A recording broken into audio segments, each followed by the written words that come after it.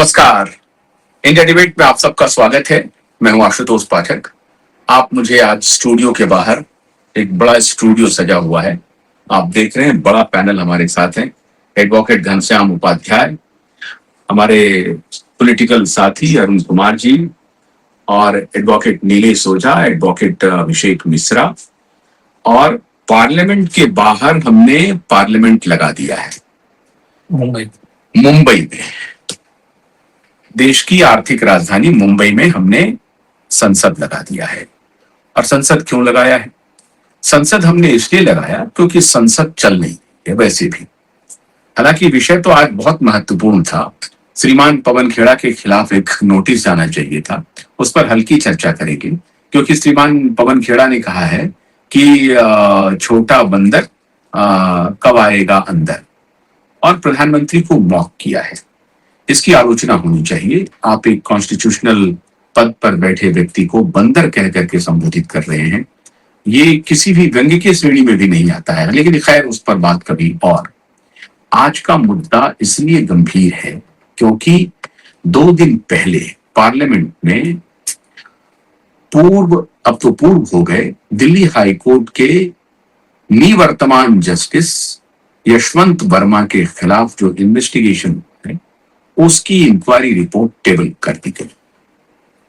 और टेबल करके बस इतिश्री कर दी गई, सब कुछ खत्म हो, चलो ये बहुत बढ़िया हो गया, जांच वांच हो गई, किसी की कोई जिम्मेदारी नहीं। 3 जजों ने रिपोर्ट को सौंपा ओम बिरला साहब को, बहुत अच्छे फोटोग्राफ आए, अखबारों में छप गया, हो कुछ भी नहीं रहा है। इम्पीचमेंट की बात हुई, वो बेचारे ने खुद ही रिजाइन कर दिया। ना तो एफआईआर हुआ, ना ही इन्वेस्टिगेशन के लिए कोई बात बन रही है। आज इसी मुद्दे पर ये पूरा इतना बड़ा पैनल हमारे साथ है, और शुरुआत करते हैं हम एडवोकेट घनश्याम उपाध्याय जी से।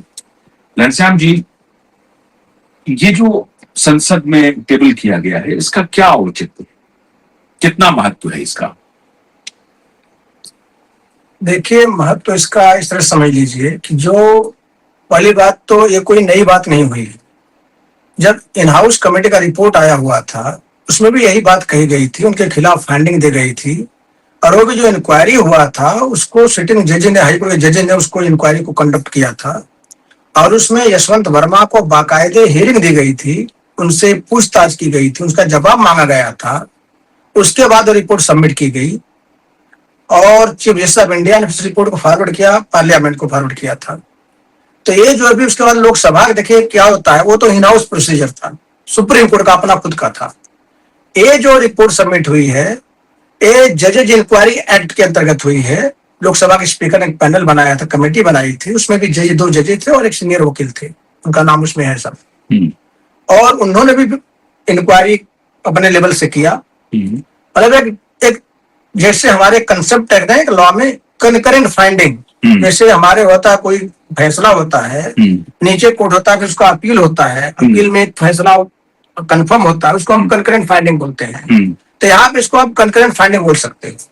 मतलब 2 इंक्वायरी हुई उनके खिलाफ, 2 इंक्वायरी में फाइंडिंग उनके अगेंस्ट में आई हुई प्राइमा फेसी कि भाई आदमी मिसकंडक्ट का गिल्टी है। तो इससे ज्यादा और देश को क्या चाहिए?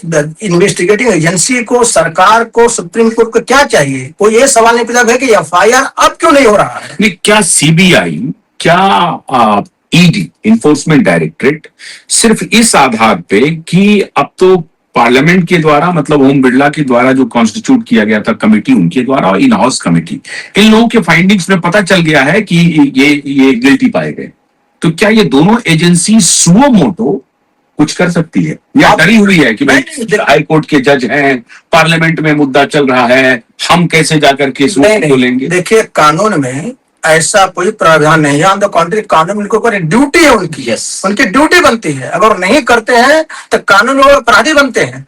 बहुत सारे प्रोविजन आईपीसी, सीआरपीसी भी इसमें है, तो उनको तो करना चाहिए।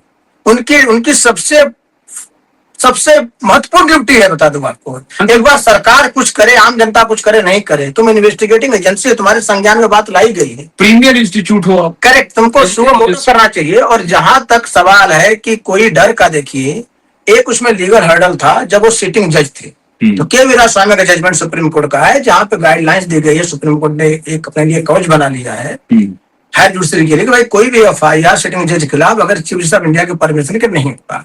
लेकिन जहां तक यशवंत वर्मा का सवाल है, आज के डेट में जब ये सब फाइंडिंग आई हुई है, फिलहाल भी कल की बात मैं कर रहा हूँ, आज की बात कर रहा हूँ, तो ऑलरेडी रिजाइन कर चुके हैं, तो उनके लिए वो गाइडलाइंस जो एम्बार्गो है, जो वो एक बार है, वो भी एप्लीकेबल नहीं होगा। अब एकदम लाइक कॉमन मैन उनका इन्वेस्टिगेशन इंट्रोगेशन हो सकता है।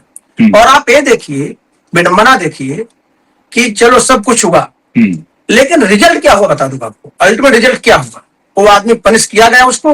देखिए, दो तरह का पनिशमेंट है लॉ में। एक तो है कि इसे जजेस के लिए इम्पीचमेंट है। इम्पीचमेंट होता है तो उनका जो रिटायरमेंट का बेनिफिट है उससे उनको वंचित कर रखा जाता, एक स्टिग्मा भी उनके ऊपर होता, वो आदमी रिजाइन करके उसको स्किप कर गया। दूसरा है कि इन्वेस्टिगेशन बाय इन्वेस्टिगेटिंग एजेंसी, उसमें अरेस्ट, धर पकड़, पूछताछ सब कुछ होता है।